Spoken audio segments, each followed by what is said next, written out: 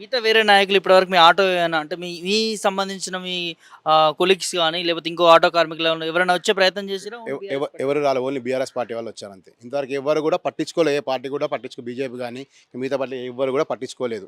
ఎవరు కూడా రాలేదు మా దగ్గరికి. ఎప్పుడున్నా కూడా అంతకుముందు కాంగ్రెస్ ప్రభుత్వంలో మన ఉమ్మడి ఆంధ్రప్రదేశ్ ఉన్నప్పుడు కూడా మాకు టీఆర్ఎస్ సపోర్ట్ ఉండే అప్పుడు కూడా. హ్మ్. అప్పుడు కూడా టీఆర్ఎస్ సపోర్ట్ ఉండే, అదే కేటీఆర్ దగ్గర పోయి మేము మాట్లాడినాము. అప్పుడు ఇంతకుముందు 28 బండ్లు ఉండే, అప్పుడు కూడా చాలా సిటీలో నడవద్దు అని చెప్పేసి బయటకు. ఇప్పుడు కూడా అదే మళ్ళీ మొదలు తీసుకొచ్చారు మళ్ళీ ఇప్పుడు. ఇప్పుడు సో డిస్టిక్ బండ్లను సిటీలో నడవద్దు అని చెప్పేసి అని, సిటీలో ఉన్న బండ్లు మొత్తం బయటికి వెళ్ళిపోవాలని చెప్పేసి అని అది కూడా ఇప్పుడు చేస్తున్నారు. ఆల్రెడీ బండ్లు కూడా సీజ్ చేస్తున్నారు ఆల్రెడీ.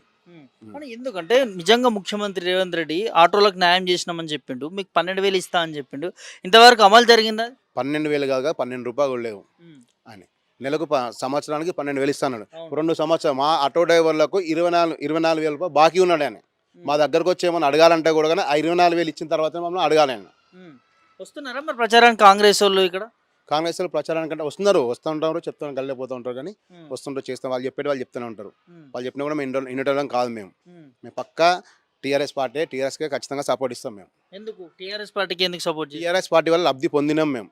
అన్ని అనుకూలంగా ఉండే మాకు. కేసీఆర్ సార్ ఉన్నప్పుడు ఎలాంటి ఇబ్బంది లేకుండే, ఎలాంటి ప్రాబ్లం లేకుండే మాకు.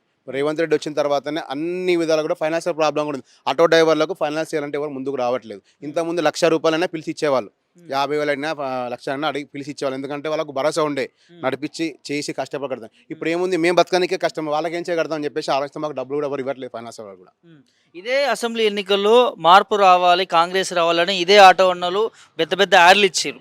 ఇప్పుడేమో జూబ్లీహిల్స్లో కాంగ్రెస్ వద్దు మాకు మోసం చేసిందని అంటున్నారు. అంతే, ఒకసారి చూద్దాము, ఒకసారి నమ్ముదాం అన్నట్టుగా ఆలోచనతో జనాలు వేసినారు. జనాలు గెలిపించిన తర్వాత మంచి బుద్ధి చెప్పిండు. అది ఫస్ట్ ఆఫ్ ఆల్ మేము గెలిచినాక ఆటో డ్రైవర్ల కడుపు కొట్టిన తప్పించి ఏం లేదు, ఆయన చేసింది ఏం లేదు. మా ఆటోలోకి 25,000 అవి లేవు. మన కళ్యాణ లక్ష్మి 1,00,000 రూపాయలు తులం బంగారం అన్నాడు. తులం బంగారం కనుక 1,00,000 రూపాయలు కూడా లేవు.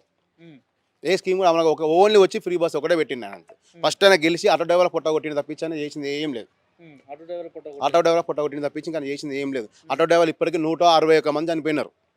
మాకు ఇంతకుముందు కేసీఆర్ ఉన్నప్పుడు 5 లక్షల బీమా ఉండే మాకు. ఎవరు చనిపోయినా 5 లక్షల రూపాయలు వచ్చేటి మాకు. ఇప్పుడు అలా ఆ స్కీమ్ కూడా తీసేసింది, దాన్ని రీన్యువల్ కూడా చేయలేదు.